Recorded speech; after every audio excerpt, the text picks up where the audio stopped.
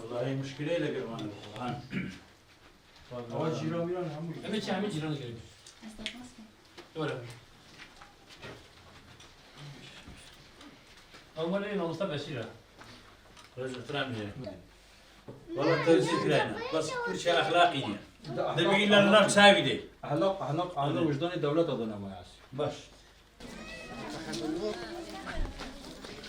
والله تعال شوف قال لك وبيت النوم. مصاب منه مصاب. ما لوش ما يجيب الفنجرة عمينا ما. هميان قلت أطور مثل ما يا أقول له هبته. الدواء هو تخصص كذا اللي تشوف هيدا. حتى باب زاني حكومة العراق باب زاني تجيب.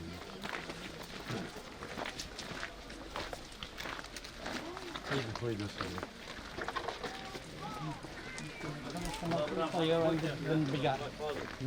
نابي كاكا نابي هو بيدري تقريبا شيء جنري كاكا كيف حكومة ما تشبه هو مثلا حكومة كيف يخوصتك؟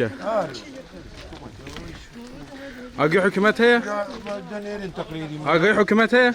أنا باش أقي حكومتها؟ لا حكومتها قبلنا عشان بس هو عادي ما يكسب شو عملوا شو عملوا؟ في تانك.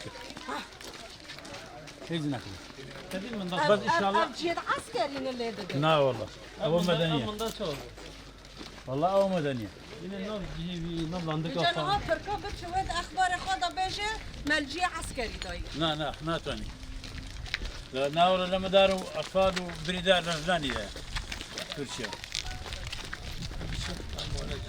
بس هنا وما رجبنا يصعب خانة كمان ده. شنو درس الكيس؟ باش دابا فاكر جومين ما عملي كيتشوناش دابا أو ما نشير. لو بيجي. حكيم بابا حكيم نو بوبو بوبي حكيم إسماعيل حامد. كاز بريدارني وينيا؟ لا باش بس هذا. خد سلامتي ده. صافي عايشة؟ شنو بيجي؟ نو